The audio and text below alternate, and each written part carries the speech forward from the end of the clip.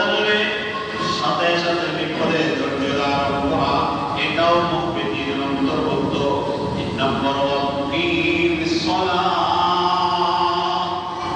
সুসংবাদ বিনয় অন্তরের জন্য। এই বিনয় অন্তর কারা অর্জন করেছে? ওয়াল মুকিমিস সালাহ, 5 ওয়াক্ত নামাজের গুরুত্ব দিয়ে থাকো। নামাজ সবার আগে, নামাজ সবার উপরে।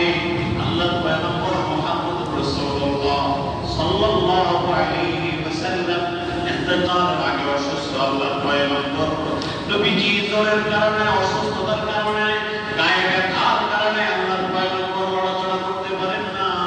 কিন্তু আযান হয়ে গেছে, মসজিদে নববীতে সাহাবায়ে কেরাম অপেক্ষা করে। আল্লাহর পয়গম্বর বারবার বলে, সাহাবা আযান হয়েছে কি? সাহাবারা বলে, ইয়া রাসূলুল্লাহ মসজিদে আযান হয়েছে, আমাদের টাইম হয়ে গেছে, মসজিদে নববীতে আপনার জন্য সাহাবারা অপেক্ষায় আছে। আল্লাহ নবী বলেন, পানি দাও। নবীজি পানি চাইলেন, আল্লাহর পয়গম্বর ওযু করলেন।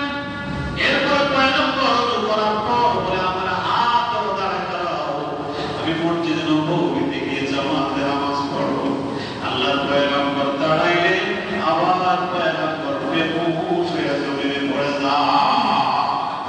নবীজি হুঁশ আসার পরে বলে, সাহাবা আযান হলো কি? বলে, নবীজি আযান হলো, ইকামতের টাইম হয়ে গেল। নবীজি আপনার জন্য মসজিদে নববীতে সাহাবায়ে কেরাম অপেক্ষা করে।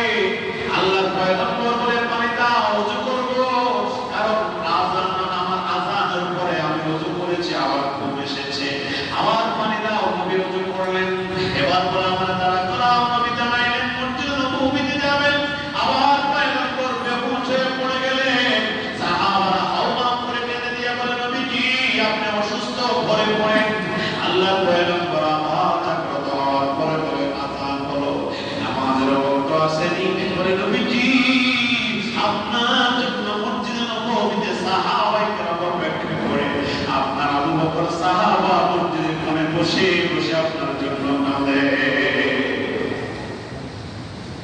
এই সাহাবারা পানি দাও। নবীজি আবার ওযু করলেন। সাহাবারা আবার নবীকে ধরলেন। আমার নবী আর যেতে পারেন না। এবার বলেন, আমার আবু বকরকে বলো, আমার আবু বকর যেন সাহাবায়ে কেরামকে জামাতে নামাজের ইমামতি করে পড়ায়া দেয়। আবু বকর আল্লাহ করে কেঁদে দিলেন, হায় হায়, নবী তো বুঝি বিদায়ের ঘন্টা বেজে গেল। আবু বকর কেঁদে দিয়ে বলে, নবীজি আমার জন্য কেমনে আদেশ দিয়ে দিলেন? হযরত আয়েশা সিদ্দিকা বলেন, আমার আব্বা জান দিলটা মলমঙ্গ, ইয়া রাসূলুল্লাহ এটাই কোন সাহাবাকে দেওয়া যায়। আল্লাহর পয়গম্বর বলে, আমার আবু বকরের ব্যাপারে খবরটা আমি খবরই নাই, আল্লাহ পাকের আদেশ পেয়েছে বলে দাও, আমার আবু বকর যেন আমার নামাজটা পড়ায়া দেয়।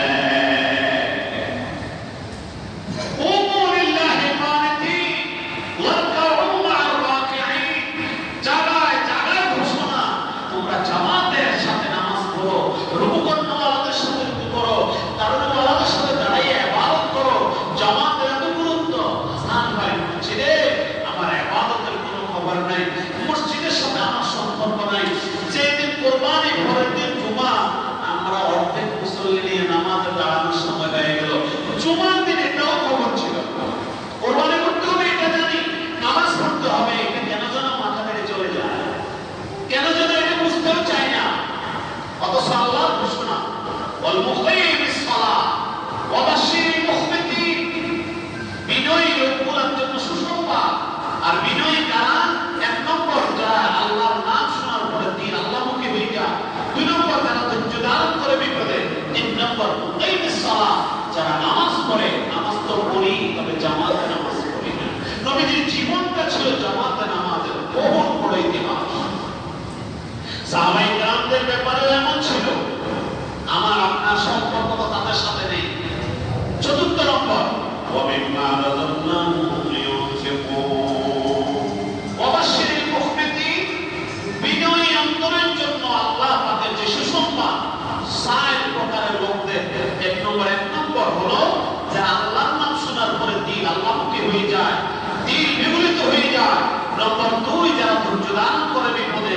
তিন বলেছি যারা ইবাদত করে, নামাজ পড়ে, আর চার আল্লাহ বশরা মিম্মা রাযাকনাহুম ইউনফিকুন, যারা আল্লাহর দেওয়া রিজিক থেকে আল্লাহর রাস্তায় দান করে। চার প্রকারের লোককে আল্লাহ পাক বলছেন ওয়াবাশশিরিল মুমিনিন, তোমাদের ইবাদত বন্দেগী করে দিন আল্লাহ করতে পেরেছো, তোমরা সুসংবাদ প্রাপ্ত দিনের ওয়ালা